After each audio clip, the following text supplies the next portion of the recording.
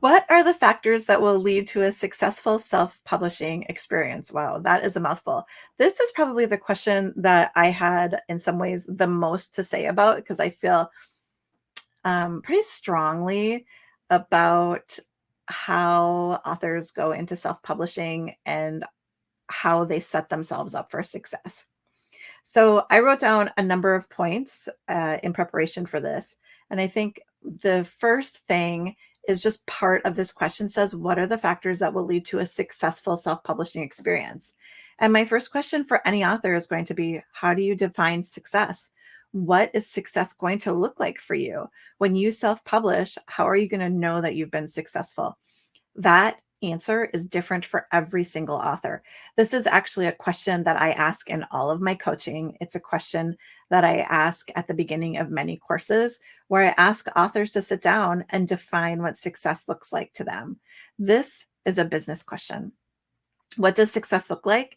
Means that you need to know what your expectations are for your business.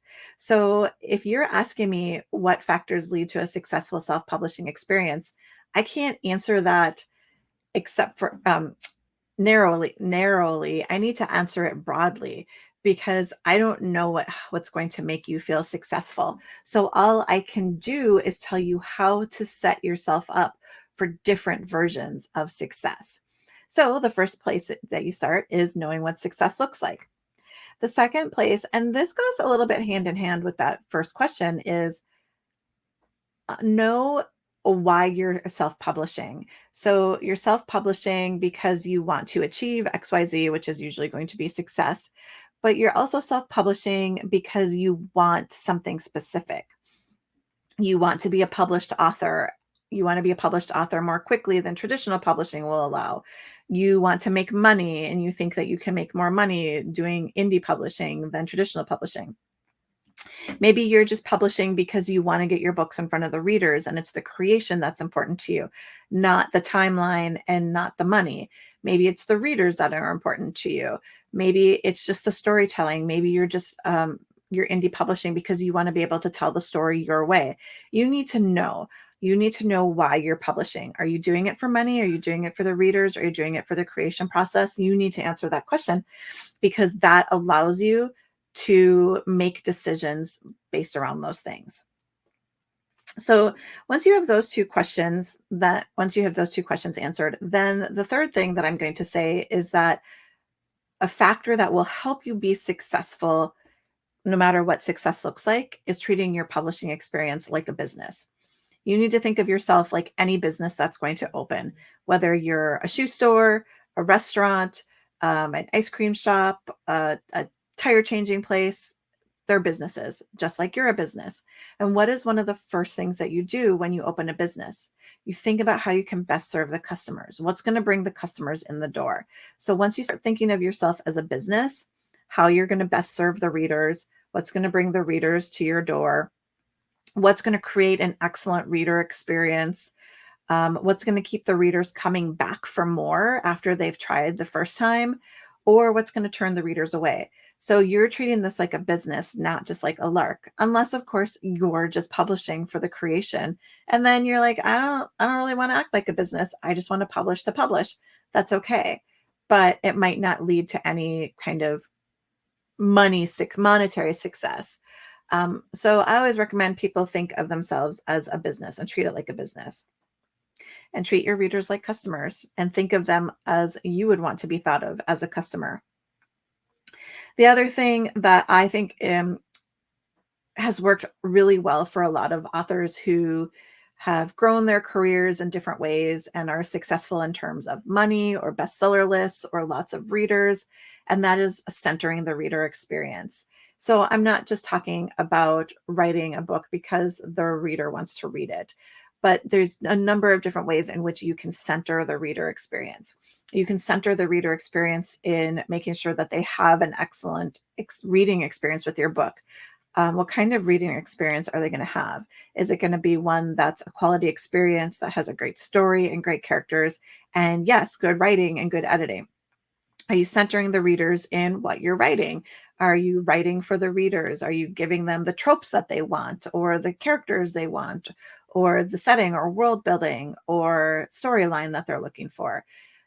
You can center the readers in how you do your marketing and how often you publish, or different ways like that. So I usually suggest, if you're going to think about centering the readers, and you can't center the readers in all the ways, center the reader first and how you're delivering the book. And by that I mean giving them a quality story, because readers are reading for story and characters, and if you're delivering that, they'll overlook just about anything else. So think about that first.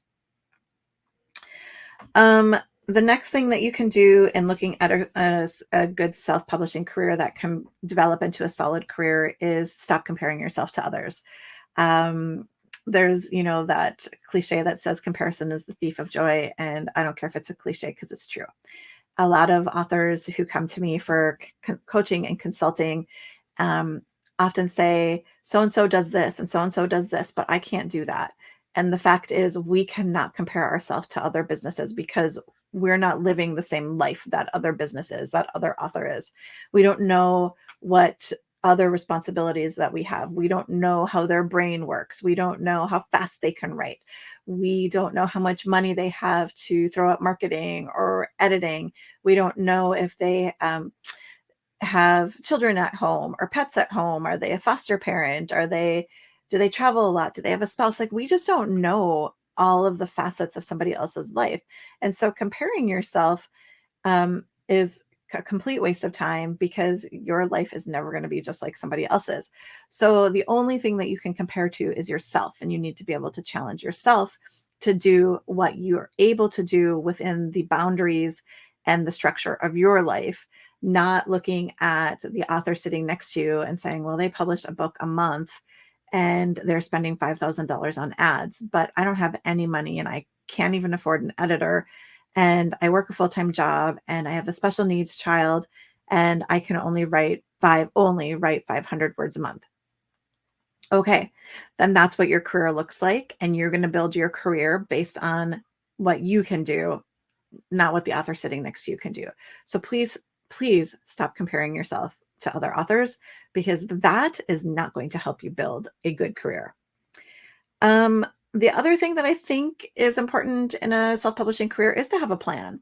The plan doesn't have to be set in stone, but I do think that you should have markers that you're trying to hit. You should know what some of your goals are for the next 3 months, 6 months.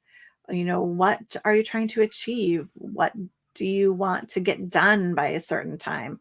So definitely don't, I'm not suggesting to just kind of throw it out on the wall and see what sticks. I think having a plan can help you be deliberate with your publishing, and being deliberate with your publishing is just like any other business. It goes back to thinking of yourself as a business. If you're deliberate with it, it will help you grow, because you'll be able to do things to build that business. Um, I would also say that as you're thinking about your self-publishing career, don't try and assume that you should have to be an overnight success. Overnight success happens for very few people.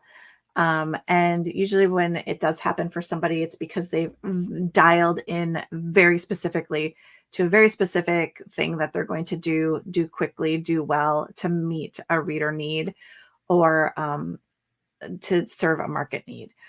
But for the most part, most careers build over time and build with consistency and persistence, not because you've done it quickly and just thrown it together. So don't try and be an overnight success.